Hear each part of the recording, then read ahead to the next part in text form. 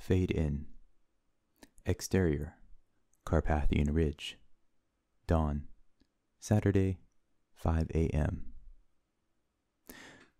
We descend upon Carpathian Ridge, a crescent-shaped cliff that extrudes from the dense Virginia evergreens above a deep rock canyon.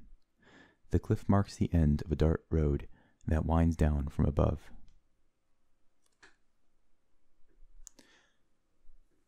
Donnie Darko, 16, is asleep at the edge of the cliff, with his bike collapsed next to him. He is shivering, curled up in the fetal position. He slowly opens his eyes and looks around, disoriented by the morning light. He then stands up, looking down into the expansive rock canyon. After a moment of hesitation, he takes his bike back up the hill.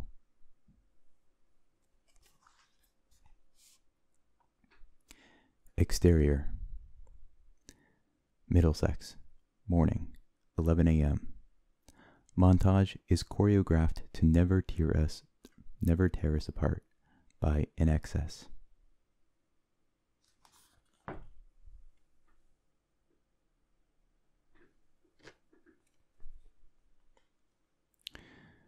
Donnie pedals down into the suburban village of Middlesex, Virginia, passing by a large Middlesex rock pattern. Donnie pedals past two neighborhood women who are speedwalking with hand weights. They smile at him. A Pontiac Trans Am speeds by. Exterior, neighborhood street, day, Saturday, 1 p.m. Donnie turns the corner and heads towards his garage.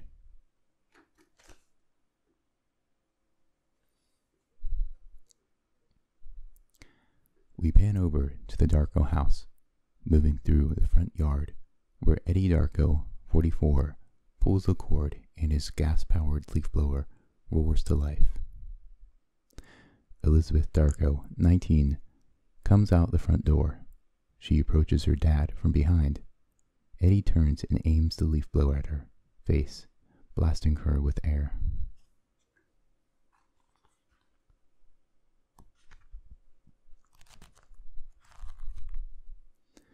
Donnie parks his bike and goes inside.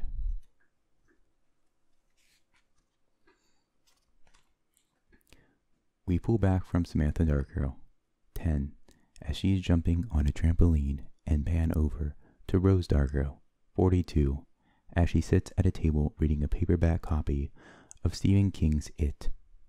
She glances over to the kitchen. Donnie walks into the kitchen. He then goes to the refrigerator. Printed in magic marker on the refrigerator notepad is the phrase, "Where is Donnie?"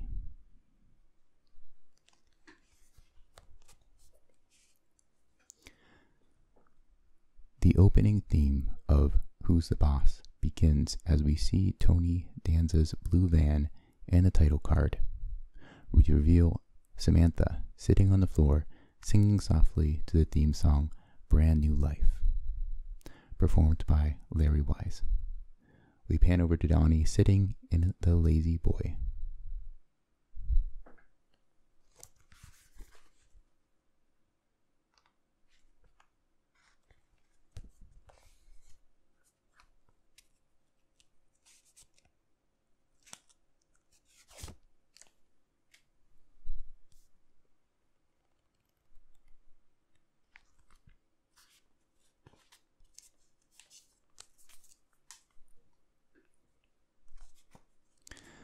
October 2nd, 1988.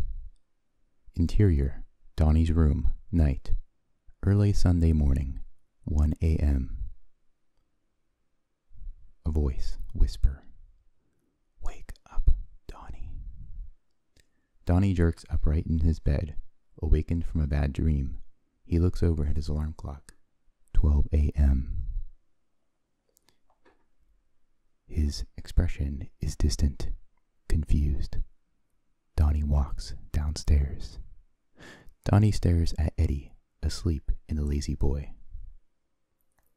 Donnie walks into the kitchen, removes the magic marker from the refrigerator message board. Donnie walks to the front and exits the house. Donnie walks down the front walk to the street. Donnie walks down the street. Donnie arrives next to the pin and stares off into the distance.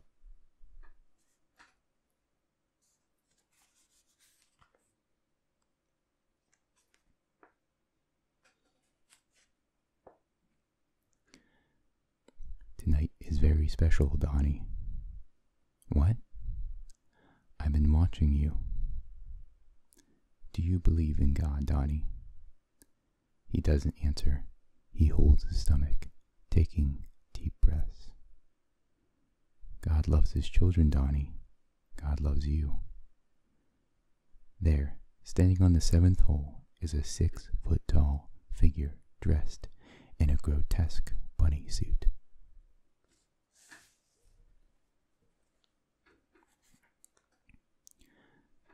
Donnie stares at the bunny nervously as a wave of nausea overcomes him. My name is Frank. I want you to follow me. Why? I'm here to save you. The world is coming to an end, Donnie. Donnie doesn't answer. Look up in the sky, Donnie. He looks up into the black night. 28 days, 6 hours, 42 minutes, 12 seconds. That is when the world will end. Donnie looks back at Frank.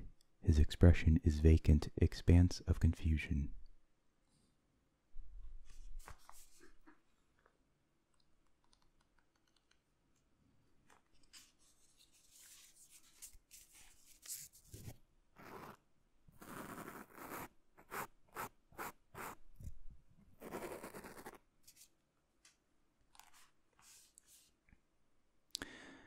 Interior family room, evening, Friday, 7 p.m.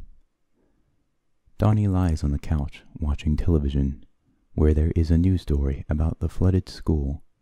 Several construction workers are packing up their things.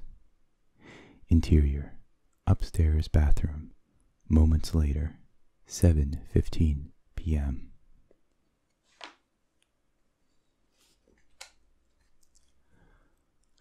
Looking nauseous, Donnie opens the medicine cabinet and retrieves his pills. He takes 4 of them. Donnie takes a drink of water, closing his eyes. He puts the pills back and closes the cabinet.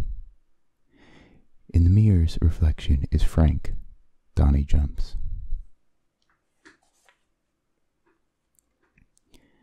You got away with it. Don't worry. Donnie reaches his hand out towards Frank, and it presses against an invisible wall, as if he were pressing his hand against liquid glass. How can you do that? I can do anything I want, and so can you. Donnie stares closely at Frank, and then removes his hands and moves back away from him.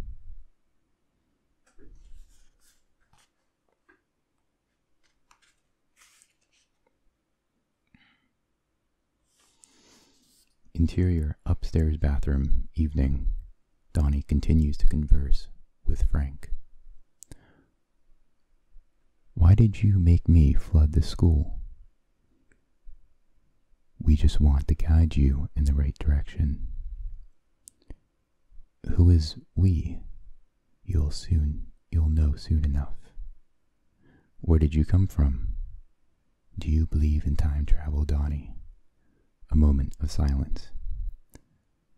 Who are you talking to? Donnie turns to see Samantha standing in the doorway. Frank is gone.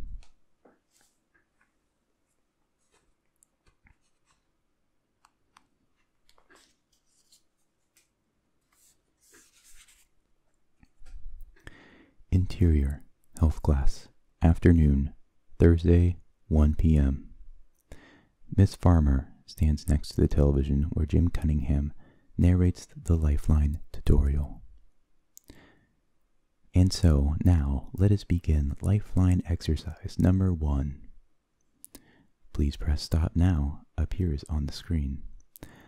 Miss Farmer stops the tape and moves to the blackboard.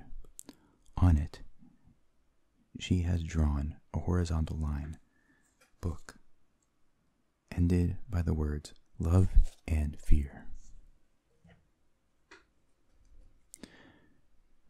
She stares them down for a moment, shaking her head. Now, on each card is a character dilemma which applies to the lifeline. Please read each character dilemma aloud and place an X on the lifeline in the appropriate place. The students read their cards. We'll start in the front. Shrita Chen stands up and walks over to the blackboard. Miss Farmer pulls up large white cards that have black and white animated cartoons on them.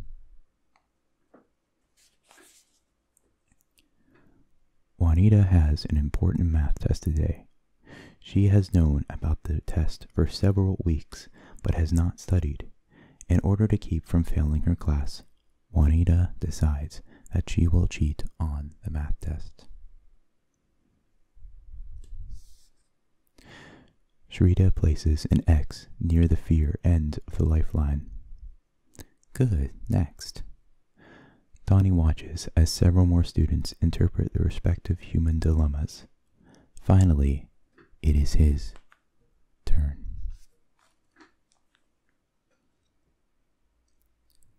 Ling Ling finds a wallet on the ground filled with money. She takes the wallet to the address on the driver's license but keeps the money inside the wallet. Donnie looks at the blackboard. I'm sorry, Miss Farmer. I just don't get this. Just place an X in the appropriate place on the lifeline. I just don't get this. Everything can't be lumped up into 2 categories. That's too simple. The lifeline is divided that way. Well, life isn't that simple. So what if Ling Ling kept the cash and returned the wallet? That has nothing to do with either fear or love. Fear and love are the deepest of human emotions. Well, yeah, okay, but you're not listening to me.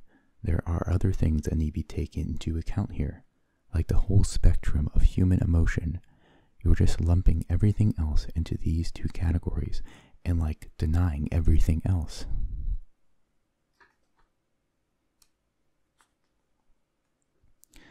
Miss Farmer stares at Donnie vehemently. She can't believe what she's hearing. People aren't that simple. If you don't complete the assignment, you'll get a 0 for the day. Donnie thinks for a moment and then raises his hand.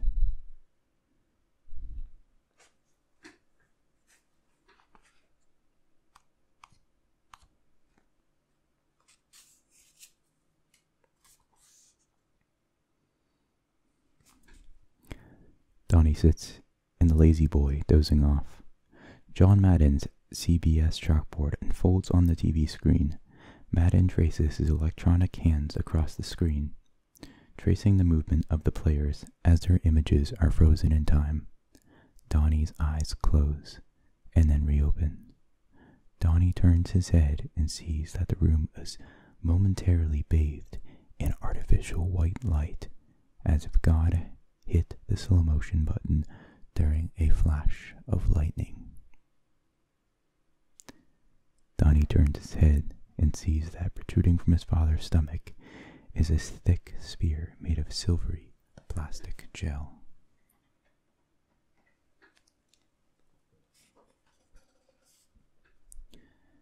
As Eddie gets up from the couch to walk over to the refrigerator, his spear precedes him, morphing into an extruded arrow that reaches the refrigerator several seconds before him.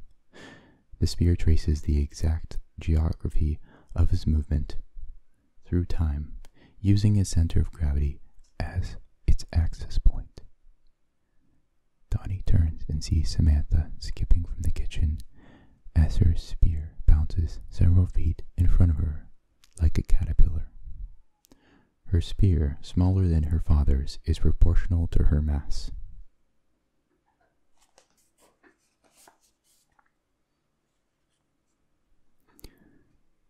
Donnie looks down at his stomach and sees his own spear protruding outward. It then begins to extrude forward towards the foyer. He does not follow it. It then retreats back in and beckons him to follow.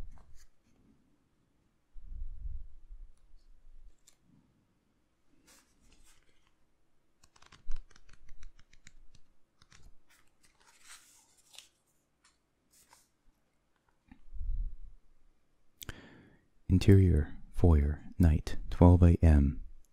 We move towards the grandfather clock and see the minute hand reach midnight. Interior, foyer, night, 12:30 a.m. Donnie and Gretchen walk downstairs. They kiss and she goes towards the family room. Donnie walks towards the kitchen, but then doubles over against the wall in pain. Suddenly, the room blows out with a strobe of white light. As costumed teenagers and their vector spears intersect in a shimmering maze of chaos, Donnie slowly follows his spear as it leads him through the crowd, directly towards the refrigerator. Donnie stares blankly at what he sees, scrawled in magic marker on the memo board. It reads, "Frank was here, went to get beer." Donnie stares at the board for several moments. He then turns his head and sees a teenager with a Ronald Reagan mask walk by. He then sees another spear come towards him. Gretchen rounds the corner, coming in from the family room. Donnie falls to his knees and puts his face inside the end of Gretchen's spear. We see his POV, an abyssal tunnel of light.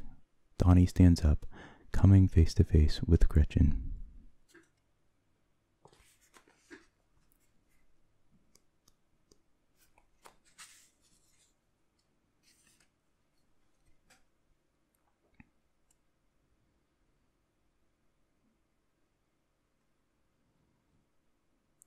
Exterior, neighborhood, street, early morning, 4:30 a.m.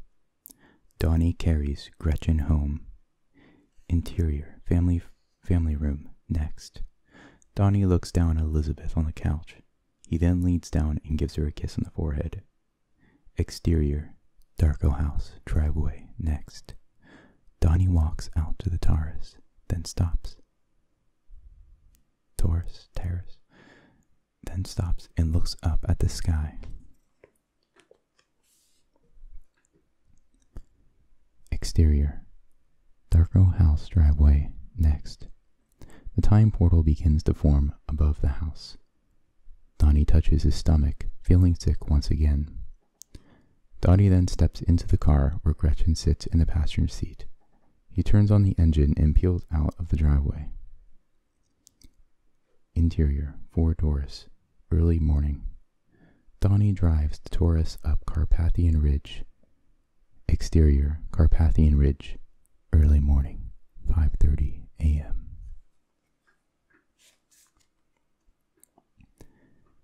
Donnie sits on the roof of the Taurus, looking out. He smiles, lighting a cigarette. 28 days, 6 hours, 42 minutes, 12 seconds. We're almost home. We see the time portal in the distance forming. Samantha Darko is fast asleep. Her head rests on Rose's shoulders. She looks out of the window at the rising sun. The portal continues to form above the Darko house. Police cars pull up in front of the house. Donnie continues to stare out at the canyon. We see the time portal once again. Donnie steps off the hood and gets into the car. He takes Gretchen's hand.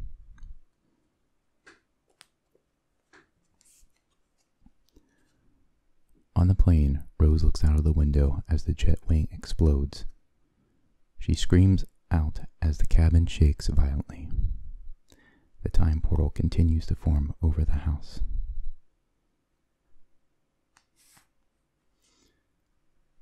The left jet engine from the flight 2806 falls downward through the sky. Beneath it, the portal forms itself.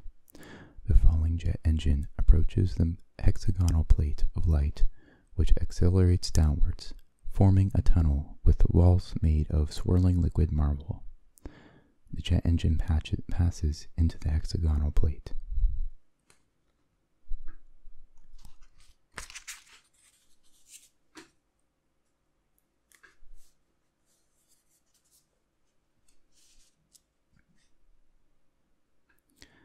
Interior, Donnie's room. The mammoth jet engine has plummeted all the way down through the house, creating a cavernous hole that splits Donnie's room in half. The smoke from the wreckage begins to clear. Above the engine is Donnie, impaled through the stomach by a wooden beam that was once part of the floor beneath his bed. There is blood gushing from his mouth as his face is contorted into the expression that can almost be a smile. Exterior, neighborhood street, morning, 11 a.m. The disaster scene as before, only more media, more neighbors, and a coroner. People stand around in shock, disbelief. From the other end of the street, a girl comes riding along on a bike, slowly taking in the entire scene. She pulls up to the curb where a kid named David, 11, is standing around. It is Gretchen Ross. Hi, what's going on here? Horrible accident. My neighbor, he got killed. What happened? He got smushed by a jet engine.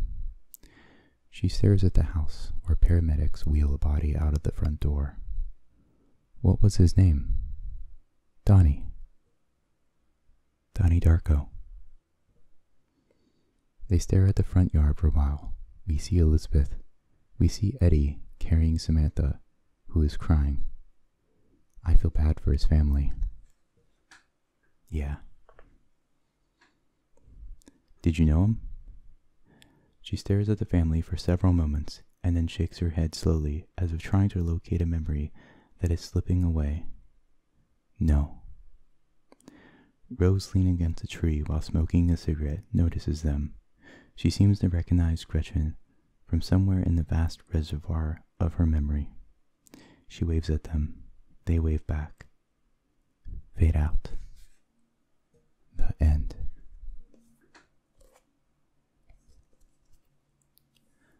Hopefully these mics work well, and hopefully you guys are asleep or relaxed. Thank you so much for watching. I'll see you in the next video.